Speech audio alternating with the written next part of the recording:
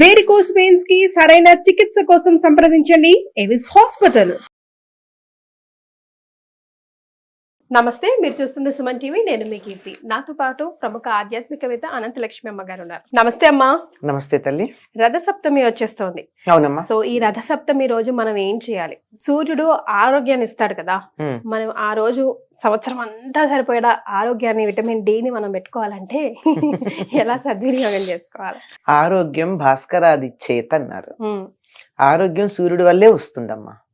ఎందుకంటే ఎండలో ఉన్నట్టయితే మీరు అన్నట్టు విటమిన్ డి రావడమే కాదు, సూక్ష్మ క్రిములు చనిపోవడమే కాదు, ఎటువంటి వ్యాధి సంబంధించిన లక్షణాలు ఉన్నా పోతాయి. ఆఖరికి వీళ్ళు చెప్తారు కదా, పచ్చకామెర్లు అవి ఉన్న వాళ్ళకు కూడా సూర్యరశ్మిలో ఉండడమే చాలా ప్రధానమైనటువంటిది. పుట్టిన పిల్లలను కూడా అదే తీసుకుని పెడతారు. 6వ రోజు జువెనైల్ జాండీస్ వస్తే పుట్టుకతో వచ్చేది, దాన్ని ఎండలోనే ఉంచితే సరిపోతుంది. అటువంటి సూర్యుడు ఉచ్చ స్థానంలో ఉండేటటువంటిది 2 అయనాల్లో ఉత్తరాయణంలో అధికంగా ఉంటాడు. ఉత్తరాయణంలో కూడా మాఘమాసంలో అధికంగా ఉంటాడు. మఖ నక్షత్రం సూర్యుడికి స్వస్థానంగా చెప్పబడుతూ ఉంటుంది. స్వస్థానం ఏదో జ్యోతిష్ శాస్త్రపరంగా ప్రధానంగా చెప్పేది. అక్కడ ఉన్నప్పుడు సూర్యుడు మరింత తీక్షణంగా ఉంటాడు కనుక మఖా నక్షత్రానికి ప్రాధాన్యం కలిగినటువంటి నెల మాఘమాసం. అటువంటి మాఘమాసంలో ఆయన చాలా ఉచ్చ స్థితిలో ఉంటాడు కనుక సూర్యుడి నుంచి వచ్చేటటువంటి కాంతి చాలా కావలసినంత అత్యధికంగా మనకు ఉపయోగపడేటట్టుగా ఉంటుంది. అందులోనూ సప్తమి, మాఘ శుద్ధ సప్తమి సూర్యుడి యొక్క జన్మదినంగా చెప్తారు. ఎవ్వరికైనా తమ జన్మదినం నాడు వాళ్ళని గనక మనం అభినందిస్తే సంతోషిస్తారు కదా, తప్పనిసరిగా. నేను కనీసం పుట్టినరోజు నాడన్నా గుర్తు రాలేదా అనుకుంటారు. కనుక రథ సప్తమి అని దాన్ని అంటాం గనక ఆనాడు సూర్యుడి యొక్క జన్మదినం గనక ఆనాడు సూర్యుడిని ఆరాధించాలి అంటారు. రథ సప్తమి అని ఎందుకంటారు అమ్మా? పేరు అలా ఎందుకు వచ్చిందో? తిథి సప్తమి, సూర్య సప్తమి అనాలిగా, సూర్య జయంతి అనాలిగా. రథ సప్తమి రథాన్ని ఎందుకు గుర్తు చేస్తున్నాం అంటే రథం దారి మళ్ళుతుంది ఆ రోజు. అప్పటి వరకు ఇలా దక్షిణం వైపుకు వెళ్ళినటువంటి సూర్యుడి రథం ఆనాడు ఉత్తరం వైపుకు తిరుగుతుంది. ఇదే కారణం. చెప్పాలంటే ఉత్తరాయణం ఇప్పుడే మొదలని లెక్క. ఒకప్పుడు ఉత్తరాయణ పుణ్యకాలం ఈ రథసప్తమి కలిసి దరిదాపుల్లో 1-2 రోజులు అటు ఇటుగా కలిసి వచ్చేవి.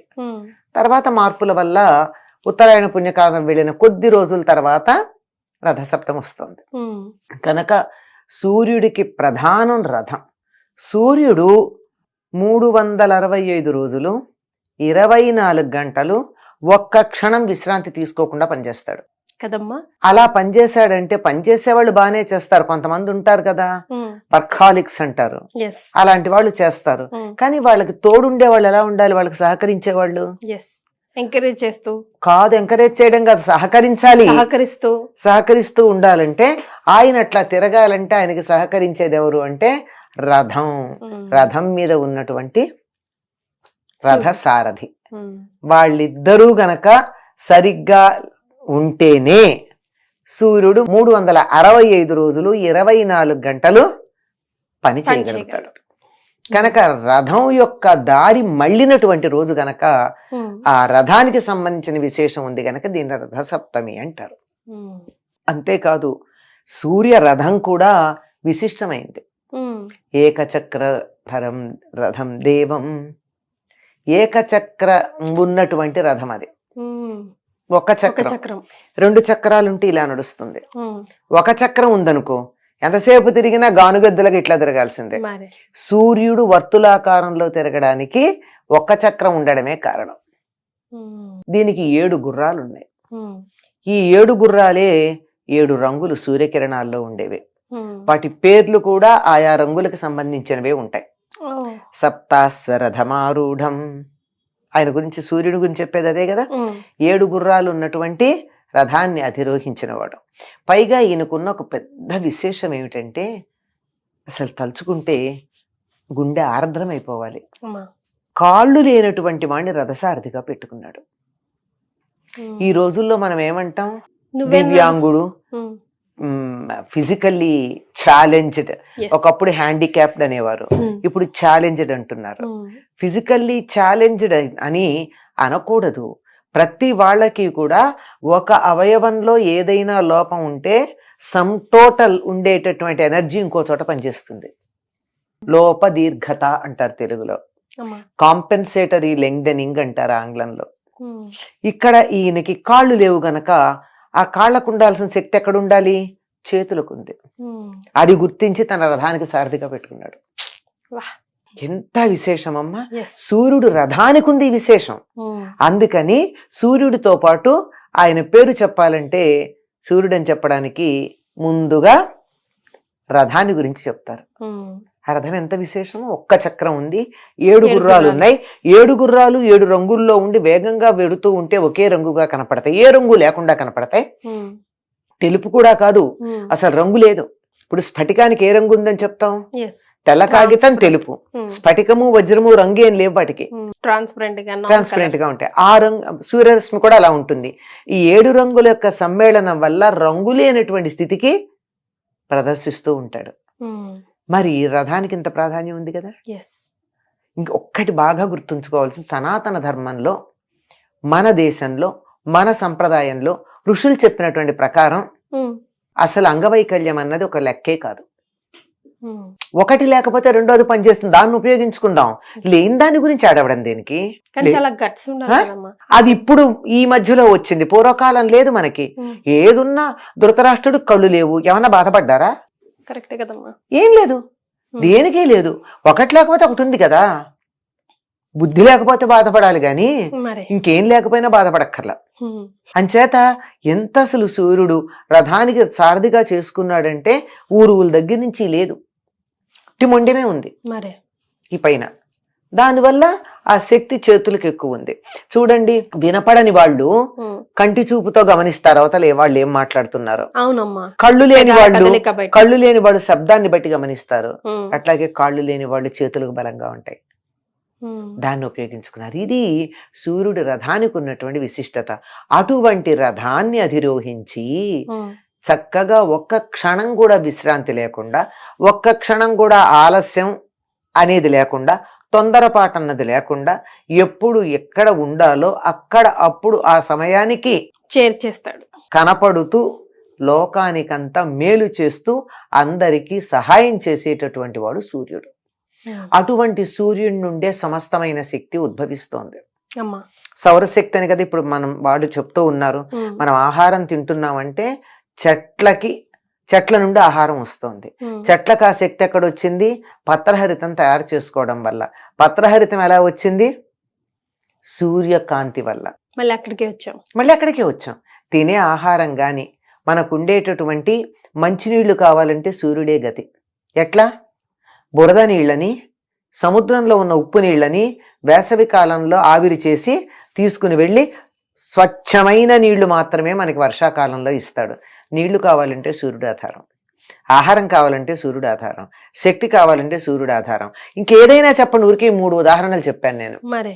కనుక అటువంటి సూర్యుడు ఇలాంటి కుంటి రథం, కాళ్ళు లేని సారథిని పెట్టుకుని ఒక్క క్షణం కూడా తాను చెయ్యవలసినటువంటి పనిలో అటు ఇటు తేడా రాకుండా చేస్తున్నాడంటే ఆయనకి మించిన డిసిప్లినరీని ఎవరున్నారు?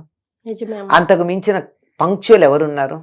కనుక సూర్యుడిని ఆరాధిస్తే ఇటువంటి వాటిల్లో కొన్ని మనకొచ్చి తద్వారా ఆరోగ్యం వస్తుంది. ఎలా ఆరాధించాలమ్మా ఆ రోజు? అంటే సూర్యోదయం పెనివిటి లేచేసి తులసి కోట దగ్గర కుండతో అలా చెప్తారు కదా, అది చెప్పండి. అంటే సాధారణంగా మన సంప్రదాయంలో అన్ని కూడా ఆవుకు సంబంధించిన దానికే ప్రాధాన్యం ఉన్నాయమ్మా.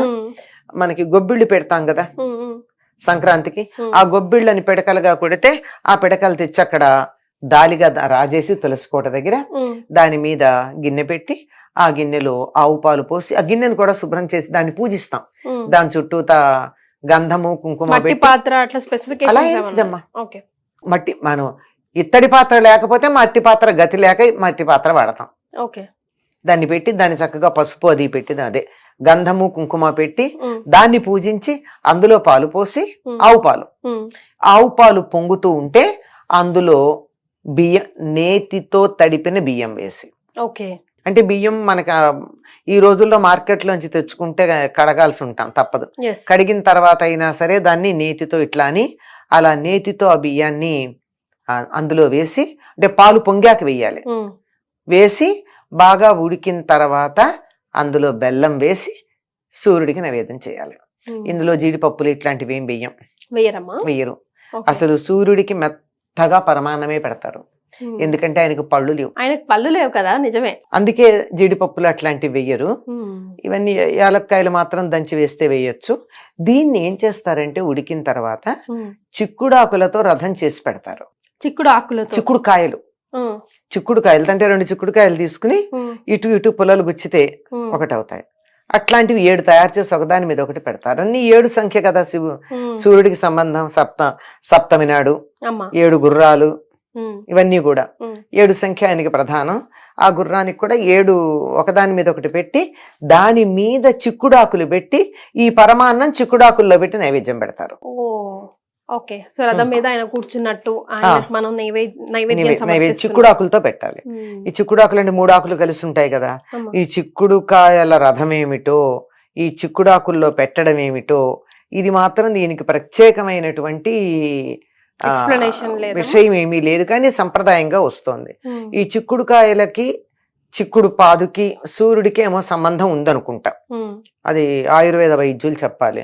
ఈనాడు ఇంకోటి ఏం చేస్తారంటే తెల్లవారుజామున స్నానం చేసేటప్పుడు జిల్లేడాకులు రేగిపళ్ళు తల మీద పెట్టుకుని స్నానం చేస్తారు. శరీరంలో 7 భాగాల్లో తల, భుజాలు, పొట్ట, వీపు, ఇలా 7 ప్రదేశాల్లో జిల్లేడాకు మీద ఒక రేగిపండు. ఈ జిల్లేడు రేగి కూడా సూర్య సంబంధమైనవి. జిల్లేడుకి అర్కమని పేరు. అదే అంటే సూర్యశక్తి నేరుగా గ్రహించగలిగింది జిల్లేడు. మనం భోగి పళ్ళు కూడా అందుకే భోగి పళ్ళల్లో కూడా ఉండేది సూర్యశక్తిని గ్రహిస్తాయి గనక అవి పెట్టి స్నానం చేస్తారు.